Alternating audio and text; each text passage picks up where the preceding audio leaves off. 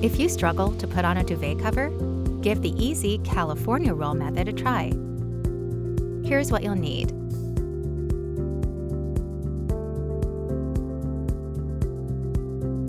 First, turn the duvet cover inside out and lay it flat across the bed with the open edge facing away from you.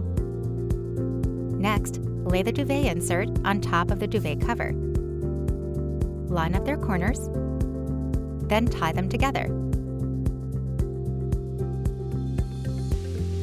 Now you're ready to roll the insert and cover together. Start the roll at the closed side of the duvet cover.